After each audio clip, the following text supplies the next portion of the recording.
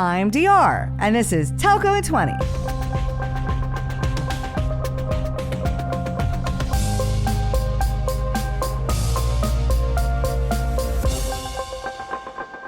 Don't you wish you thought of M-PESA? Invented by Kenyan telco Safaricom and Vodafone back in 2007, it provides financial services to the unbanked population with a novel use of mobile technology. If you don't know about it, here's how it works. Imagine being able to pay for your groceries at the supermarket just by sending a text message. It turns simple feature phones into portable banks, making money transfers as easy as sending an SMS. People use it every day without having to go to the big city to pull out money from their bank account. It's life-changing.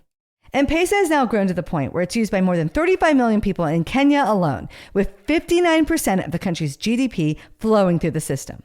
They've expanded it to 7 countries and now have 75 million daily transactions moving through the platform. It's amazing. But what's next for Safaricom? They have continued to evolve and have come up with some new, innovative ideas, including one I've been talking about for a while, using AI to roll out hyper-personalized plans for their subscribers. Today on the podcast, I'm talking with Safaricom's Chief Consumer Business Officer, Fawzia Ali. In this episode, she joins me to talk about how M-PESA has been a game changer for Safaricom, what they're doing to get their data cleansed and ready for AI, and how they plan to use machine learning to grow revenue with hyper-personalized offers. So, let's take 20. Fawzia Ali is the Chief Consumer Business Officer at Safaricom. Hi, Fawzia. Welcome to Telco in 20. Hi, DR, and to all the listeners out there, greetings from Kenya. Glad to be here. You're amazing. I met you at the Novacom Summit in Kenya back in April, and I'm so excited to talk to you about what's going on at Safaricom with M-PESA and your AI project. Absolutely. For me, I'm just in awe about the organization you have set up and this amazing podcast that allows us to share and learn from each other. Yeah, that's so exciting. So let's start with M-PESA. Safaricom is famous for inventing M-PESA, one of the world's most successful mobile payment systems. And so for anyone who might not be familiar with it, tell us a little bit more about it and why you think it's been so successful. The thing about M-PESA is that everybody in Kenya can tell you a personal story. Yeah. At the moment, in Kenya, we have 35 million monthly active customers. We have rolled it out in many countries in Africa. We have 75 million transactions on the platform on a daily basis. Yeah. But sometimes I like to say these are just numbers. It's the impact it has had. M-PESA was set up in 2007. You've got people who work in the city who send money back home. I remember sometimes it would take a whole day to just take money up country. Sometimes you wouldn't even know whether the money has reached or not. Right. But let me tell you, it was made so simple. All you need to do is go to an agent that is your normal small shop next to your house, put the money in, and you literally walk out with an SMS, and that SMS is electronic value. If you were to transfer it to someone else, they would get that same electronic value and be able to withdraw it. It has transformed how we move money. It has transformed financial inclusion. It has transformed how businesses operate. We've got businesses that operate 100% cashless. Just because of this, it's amazing. That's insane. It's a transformational product. Yeah, it's unbelievable. I saw a stat that like 59% of Kenya's GDP flows through M-PESA, and now you've expanded it to 7 different countries, which is amazing. And so what strategic decisions and innovations do you think have enabled M-PESA to stay so far ahead of other competitors? First was we understood the societal problem we were trying to solve. It was a local problem. Yeah. At the time, we were about 40 million customers, only 5 million who were banked. So clearly, financial inclusion was a gap. Secondly, just being able to do basic transactions was a struggle. So there was a need here. Yeah. And then it was made not to be complex. Even if you have a 2G phone that can just access an SMS, you can do it. Perfect. There's some solutions that you need a smartphone. That was going to cut out very many people in this part of the world. Yeah. But the third one was having a wide enough distribution. One of the things that the former CEO used to tell us is, I don't want anyone walking more than 200 meters to actually get to a point where they can get service on M-PESA. Yeah. We have over 250,000 M-PESA agents across the country, but all banks are like our agents, so you can also transact at any bank. Yeah. But finally, it is the opening up of the M-PESA platform to developers. You see, now that you've allowed for money to flow and for people to transact, there's so much you can build on top of it. Right. If you think about people who are trying to complete a purchase transaction or to pay for transport or to do an international money transfer, we can never be able to build all the solutions. So what we did is that we just built an API, and now we have over 70,000 developers able to access and develop their own products on top of this fantastic platform. So having an open, scalable platform that can use technology all the way down to 2G, these are some of the reasons I believe that enabled it. But the final one, we had a very conducive regulatory environment. If it wasn't for the central bank team that was there at that time, because this was about now running ahead of regulation. Right. Regulation was saying, yes, let's experiment, let's try. So a conducive regulatory environment sometimes can be the key to unlocking innovation in a country. It's super amazing. And I think as smartphones come on and start to grow within Africa, sounds like you guys now have evolved it also into not just the API so developers can embed it into their solutions, Absolutely. but also building almost a super app where there's these mini apps and you're growing that ecosystem. Absolutely. I think the key to the super app is having that daily average user. And with the banking app, you're using it on a daily basis, multiple times a day. Yes. So it's a prime place for the super app idea to really take off and be successful. Absolutely. Yeah, it's super hard. And that's the next stage, because now smartphone penetration is increasing. It's about 50% in the country. So now we can start to talk about super apps and bringing digital-led solutions that will definitely offer a much better experience. And then the level of interaction you'll find will even be much, much greater. Yeah, they'll spend more money Yes. buying more things through the app, and then you have such an awesome opportunity by looking at the data and what your users are doing, which brings me to my next question. When we were at Novacom, I shared the project that I'm working on at Totogi Yes. to build a product to utilize AI and machine learning to create hyper-personalized plans for subscribers. And the idea here is really to optimize revenue, either stop someone from churning or look for ways for them to spend more with the telco. You mentioned that Safaricom has a similar project. And so what has been your approach and how's it going? For me, I was amazed at the stage we were at. So when we had the conversation, what I was telling you is that all the telcos now have really enhanced their network. So network differentiation will not be the key differentiator in the future. Correct. The second thing is that from a product perspective, it's also starting to become quite homogeneous. Yeah. So the next stage now is hyper personalization, but the data needs to be clean. Absolutely. We need a single view of the customer, because if I'm seeing you as a number and not DR with 5 devices, a home connection, and this is your lifestyle, this is your family, then I'll not be able to give you what you need. I also need to be able to look at you holistically so that I can understand your time of day. So that's where we started. First thing was setting out the data. We now have a data lake. The second stage now is we want to deliver the single view of customer. We hope to be able to get that around September. The third thing was to get the expertise. We had to be honest with ourselves. We didn't have data scientists. We didn't have anyone who understood how to actually apply AI in our world. So we actually brought that skill set into the organization. Yeah. We currently have about 40, and now they're putting what I would say the building blocks to get this going. So we already have about 95 models that they've put together, and we are starting to do some tests. So I'm happy to tell you now that all my customers currently can receive an AI-enabled machine learning proposition. Yeah. The thing, though, is, like we had said, it needs to be optimized, because without single view of customer, we are not quite there yet. But at least we can start testing some things and figuring out where we're going. Yes. So I think the next step now is, how do we deliver personalization from a proposition based on time of day and what you need, but how do we also leverage AI to deliver great experiences? And then further, how do we even use AI for efficiency?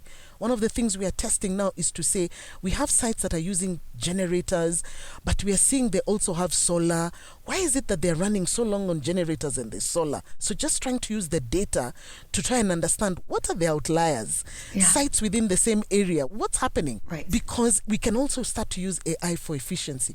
So we are in the test phase, but we need to now start to deliver actual outcomes. And that's why I thought it would be interesting for us to have the conversation about your platform and what it can do, even if it's from a test perspective. Yeah, I think you're absolutely right. Starting with cleansing your data and getting your systems, feeding the model so that it can have those insights and generate cohorts of subscribers, AI generated plans. Absolutely. And what we found experimenting with our own customers is, number one, you don't need to blast it out to all of your customers. You can take these small groups and it's so amazing how you try it out and you get another idea. Like, it's a very iterative process where you send something out in a very small quantity, you get some data back, it informs the model, and you repeat.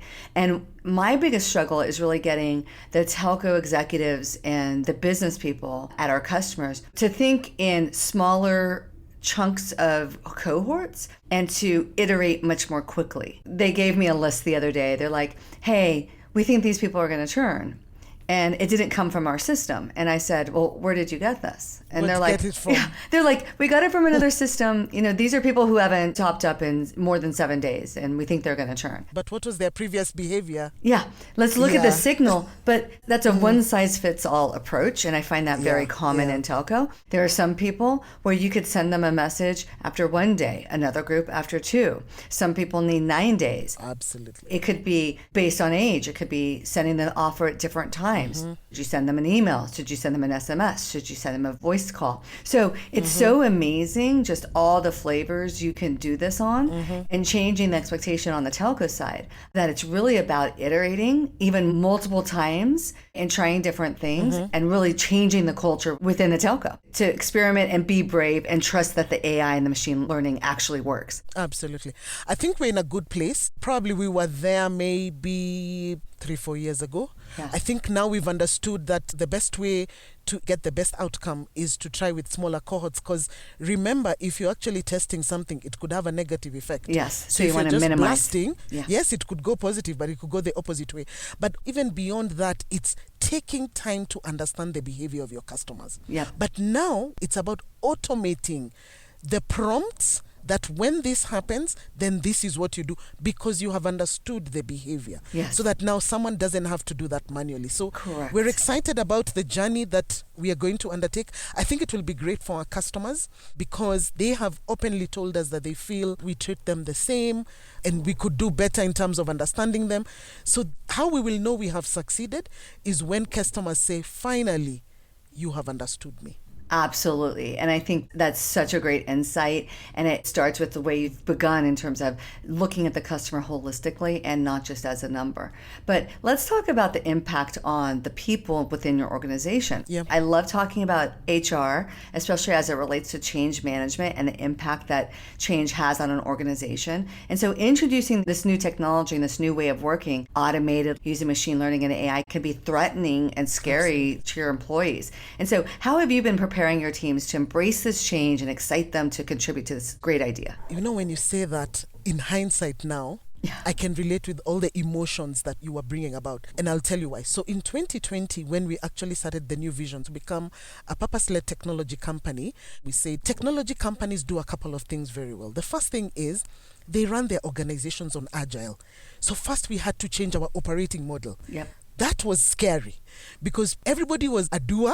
And you didn't have leaders who were just giving instructions. Everybody was participating in understanding customer insights and being able to actually work through the rituals of agile to deliver results. And as we went through that, we established that for us to become a technology company, we had big gaps. Like cybersecurity, probably 6 years ago, we used to have it, but not to the level we have it now. Correct. We needed many more software developers, needed people who were doing UI, UX. So we realized that there were skills we needed to bring in, but because we already have a very huge staff, we said, hey, we can't just leave them behind. We need to upskill people. Correct. So we started by saying, these are the essential skills that will allow us to get there. This was in 2020. We had a learning hub. We were celebrating those who'd done some courses. And at that time, it was just about getting people into a learning culture. In 2024, where we are now, we've just done our vision for 2030. Yes. We have established that AI is a mandatory skill for each and every employee. So all of us have to go through this course. It's an online course. It's very interactive. You have to do an exam. You have to pass above 80%. Perfect. And there's a time limit to it. So the idea is get through the course. Then each division has to implement an AI-enabled initiative that will make a difference to the customer.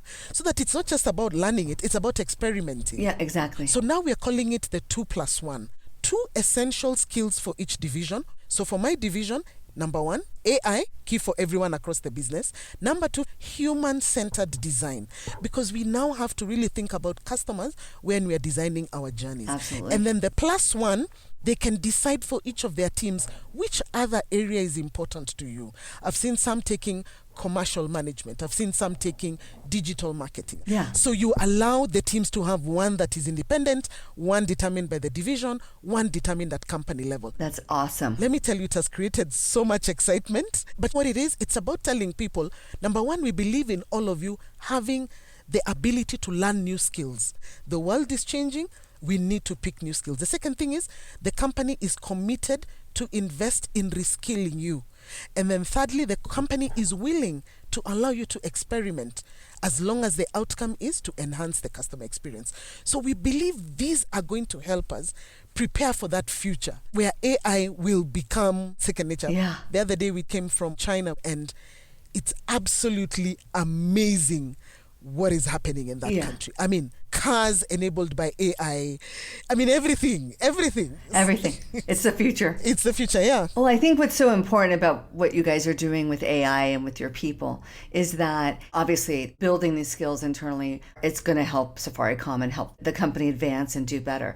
But this is a skill that's valuable outside of the walls of Safaricom. You're actually helping your employees, Absolutely. if they move on to other positions, it's literally helping them become better workers. And when you're like, see the world changing, and AI is everywhere at every company, this helps everyone. And I like what you've said, because the world is changing, we also have to prepare ourselves. Absolutely. Because who knows what our organizations will be in 10 years. Yeah. So if we have the right skills to survive in that future world, then that's great. Yeah. So just to give you a score, as of today, 80% of all the employees in Safaricom have completed that AI course. That's amazing. Great adoption and lots of energy. It's great. Yeah. Well, I watched a video about you and you talked about how you love shoes. Absolutely. You said you believe shoes say a lot about a person. And I actually am a deep shoe lover, but I'm famous for wearing sneakers or trainers from a brand called Golden Goose. They're my signature shoe. I wear them on stage. And so what can you learn from people through their shoes? So first, I have a weakness, and the way I reduce the guilt is for a couple of pairs of shoes, then I buy a book, then I don't feel so guilty. Yeah. Even it out. Yeah. Yeah, absolutely. So I think for me, every time I meet someone, I don't know why I always tend to look at their shoes. Yes. But I feel like if you had a conversation about their shoes, you'd learn so much about them. Mm-hmm. So before, I used to be a bit judgy, but I guess as I've become older, it's deeper. Yeah. Shoes demonstrate the journey you've been on. Mm-hmm. You can see the style of the person. You can see probably how their day is. Yeah. There's the day for the heel, and sometimes the heel is actually a pick-me-up. Yeah. But actually there's a day where the heel is about saying, I'm celebrating myself today. Yeah. So I feel like shoes can be a great opportunity to have a conversation and to understand where people are coming from. I remember your shoe. You wore sneakers during the day, but in the evening you had a nice heel. A little sandal. Yeah, absolutely. I was wondering if you would remember my shoes. I remember. Thank you so much. Well, Fawzia, this was a great conversation about the wonderful things you guys are doing, not only at Safaricom with M-PESA and your machine learning project, but also supporting your employees through this massive change of AI. And I wish you the best of luck, and I hope to see you soon. Thank you so much, and thank you for the amazing work that you do. Let's continue to lift women so that they are not left behind by technology. We believe that technology is such an equalizer. Absolutely. Thank you for the opportunity. Thank you so much. Stick around, because we're ending each podcast with a Telco in 20 takeaway. I have 20 seconds to tell you something you need to know. Fawzia and I agree that the best way to get started with AI-driven hyper-personalization is to start small. Take a cohort of customers, try something new, and iterate quickly based on the results. By rolling out to small groups first, you can refine your strategy and minimize risk, and start piling up tons of new ideas based on your cohort's behaviors. One thing to watch out for, I've seen firsthand that starting small can be hard for telcos. You're used to blasting out ideas to everyone. Breaking that behavior requires a shift in mindset. You need to ditch one-size-fits-all thinking and trust that AI and machine learning really works. At Totogi, we're all about helping you make this transition. Our AI-powered solutions can help your team generate hyper-personalized plans, identify new revenue streams, pull insights from your data, and more. But you gotta let us experiment rapidly with small groups as we test the ML model, refine and iterate so we can get outstanding results. Want to see Totogi in action? Send me a DM on LinkedIn or X at TelcoDR so we can set up a time to talk. In the meantime, tune into more Telco in 20 episodes, like and follow, and leave us a 5-star review. Don't forget to sign up for my awesome and totally free email newsletter on telcodr.com and check out our amazing YouTube channel. Later, nerds!